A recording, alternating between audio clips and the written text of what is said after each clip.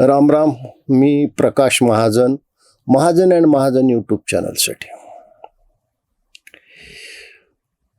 आदमी जब हार जाता है तो सबसे पहले उसकी अकल मार खाती है. हे वाक्य आठवण्याचं कारण असं आहे की आपल्या देशातली काँग्रेस 2014 पासून सतत हरत आलेली आहे. त्यांचे नेते राहुल गांधी यांनी पराभवाचा गिनीज बुक रेकॉर्ड केला आहे. अशा परिस्थितीमध्ये संयमाने, त्यागाने, कष्टाने पुन्हा संघटन बांधणे, पुन्हा लोकांचा विश्वास संपादन करणे, या गोष्टी सोडून द्या. काँग्रेस अत्यंत गोंधळलेली आहे आणि या गोंधळलेल्या अवस्थेत काँग्रेसकडून, काँग्रेसच्या नेत्याकडून अशी काही कृत्य होतात की ज्याची देशभर सोडा जगात सुद्धा बदनामी होते. याचं एक छोटंसं उदाहरण म्हणजे AI समिटमध्ये काँग्रेसच्या काही कार्यकर्त्यांनी ज्या पद्धतीने निदर्शनं केली त्याच्यामुळं काही देशाची मान फार उंचावलेली नाही.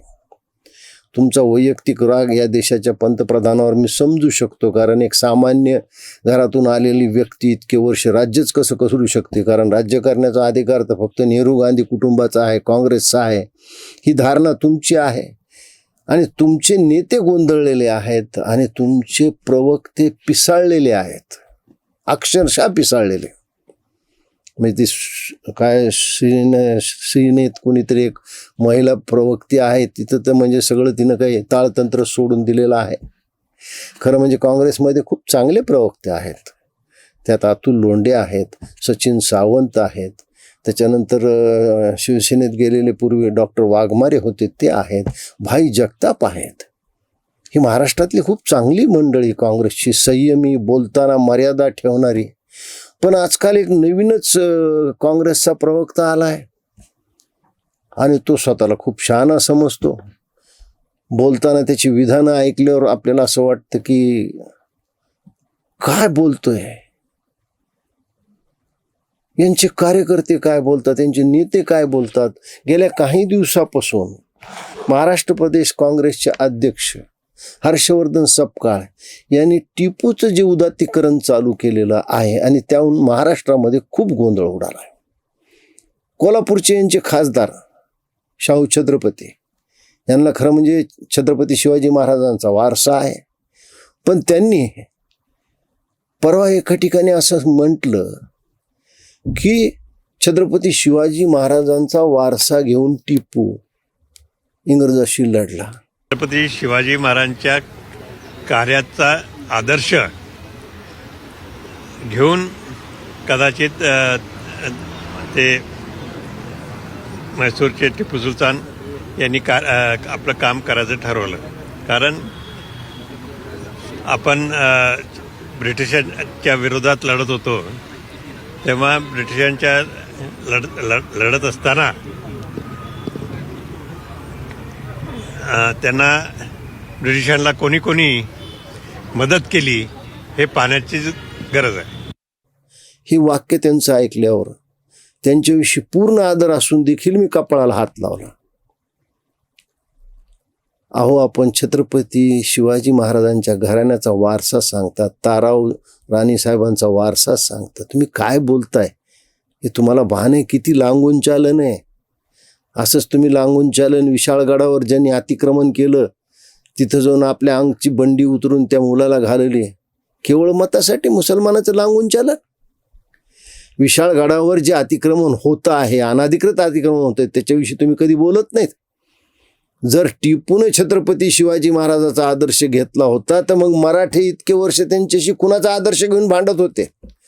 हैदर अलीशी मराठ्यांचं भांडण होतं, टिपूशी भांडण होतं. हे मान्य आहे की ते भांडण साताऱ्या गादीचे होतं, तुमच्याशी नव्हतं, कारण तुम्ही काही फार कधी पुढे काम केलंच नाही.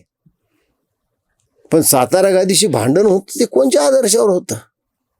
या टिपूने कित्येक लोकांना गुलाम केलं, सैनिकांना त्यांचे नाक कान कापले, लक्षावधी हिंदूंना त्यांनी मुसलमान केलं.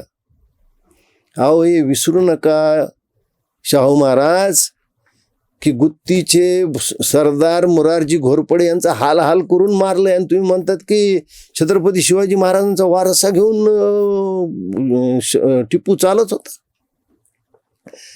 2 दिवसापूर्वी एका प्रसारमाध्यमावर चर्चा झाली आणि त्या चर्चेच्या दरम्यान काँग्रेसचे एक प्रवक्ते श्री हनुमंत पवार, खरं म्हणजे चांगलं बोलतात, माहीत नाही त्या दिवशी त्यांचं मानसिक संतुलन का बिघडलं, आणि त्याच पॅनलवर असलेल्या एका हिंदुत्ववादी तुषार दामगुडे नावाच्या व्यक्तीला त्यांनी ज्या पद्धतीनं शिवीगाळ केली, खरं म्हणजे त्या चर्चेचं सूत्रसंचालन करणाऱ्या अँकरचं हे काम होतं की थांबवायला पाहिजे होतं, पण तो सारखा अँकर त्यांना जी करत होता आणि हनुमंत पवार तिकडून वाटेल तशा शिव्या देत होते.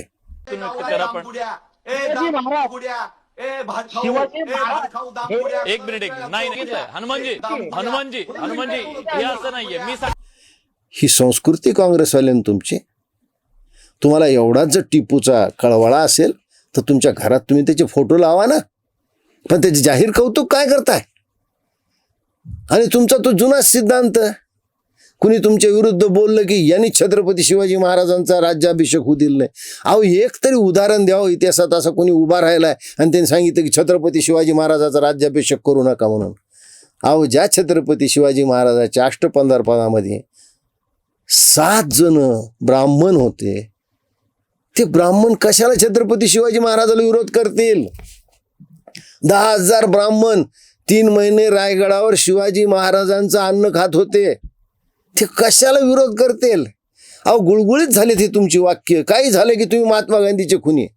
अरे, महात्मा गांधीचा रोज खून काँग्रेसवाल्यांनी केलाय, ते गेला तुम्ही विसरून. कुणाला ज्या पद्धतीने शिवीगाळ करताय तुम्ही, तर पेशव्यांची अवलाद, तुम्ही तर नाना फडणवीसची अवलाद, भाडखाऊ, हे शब्द आहेत तुमचे, हे प्रवक्त्याच्या तोंडून येणारे शब्द आहेत. म्हणजे तुषार दामगुडेंना तुम्ही भांडण करण्यासाठी तयार केलं, त्याला डिवचलं. तुषार दामगुडेने हनुमंत पवारला बंदुकीचा धाक दाखवला, हे अत्यंत चूक आहे, ते करायला न पाहिजे होतं. पण हनुमंत पवार, तुम्ही ज्या पद्धतीची भाषा तुषार दामगुडेंविषयी वापरली ती काय फार चांगली होती. इतकं मानसिक संतुलन तुमचं बिघडलेलं आहे आणि तुम्ही स्वतःला पुन्हा महात्मा गांधीचे हे वारस समजताय. हे महात्मा गांधीचा वारस आहे. दुसऱ्याला भाडखाऊ म्हणणं, भाडखाऊचा अर्थ तुम्हाला माहिती मराठीत काय होता? तो तुषार दामगुडेला तुम्ही काय विचारले? पेशवाची नाजायज अवलाद. तुम्ही कुणाची नाजायज अवलाद आहे? तुम्ही घरी जाऊन विचारा की तुमचा बाप कोण आहे तो. हे बोललं तर तुम्हाला किती वाईट वाटेल. असं बोलणं मला सुद्धा आवडत नाही, हा त्या मातृत्वाचा अपमान आहे, पण तुम्ही बोललात म्हणून आम्हाला बोलायची वेळ आणलेली आहे. पवार साहेब, तुम्ही चांगले प्रवक्ते आहात, चांगले प्रवक्ते म्हणून राहा. आणि तोच जे TV चॅनलवाले आहे, कुणीतरी एक आणून पैगंबर शेख बसवायचा आणि तो आम्हाला शिवाजी महाराजाची माहिती सांगतो आणि त्याचं कौतुक आहे. मतासाठी तुम्ही लांगून चलन करत होतात. आता हिंदुत्वावर तुम्ही घालायला सुरुवात केली. किमान पूर्वीचे काँग्रेसचे नेते मतासाठी मुसलमानांचं लांगून चालन केलं तरी ते हिंदुत्वाला सोडत नव्हते. देवळात जात होते, अभिषेक करत होते, अगदी ब्राह्मणाच्या साक्षीनं लग्न लावत होते, सगळं करत होते. पण आता काँग्रेसने तीही पातळी सोडून दिलेली आहे की आता हिंदुत्वावरच घाला करायचा. म्हणजे स्वतःची सत्ता, स्वतःचे राज्य वाचवण्यासाठी इंग्रजाविरुद्ध लढणारा टिपू सुलतान कोण? तर राष्ट्रभक्त. मग झाशीची राणी कोण आहे आमची? अहो, इंग्रजांनी भारताची सत्ता ही मराठ्यांच्या हातून घेतली, टिपूच्या हातून नाहीये. शेवटची लढाई त्यांची मराठ्यांशीच झालेली आहे. हे तुम्ही विसरताय किंवा तुम्हाला माहीत असून सुद्धा तुम्ही बोलत नाहीत. ज्या पद्धतीनं तुम्ही तुषार दामगुडेवर आरोप केले, त्या आरोपाचं तुम्ही समर्थन करताय. असे आरोप करून तुम्ही तुषार दामगुडेंचा संताप वाढवलाय आणि बाहेर जे घडलं चॅनलच्या ते घडायला न पाहिजे होतं. पण हनुमंत पवार, जे तुम्ही पेरले तेच उगवले, तेच तुम्हाला कापावं लागेल. तुमची भाषा अशी असेल तर तुम्हाला मार खावाच लागेल. भाषेवर नियंत्रण ठेवा, लोक तुमचा सन्मान करतील. धन्यवाद.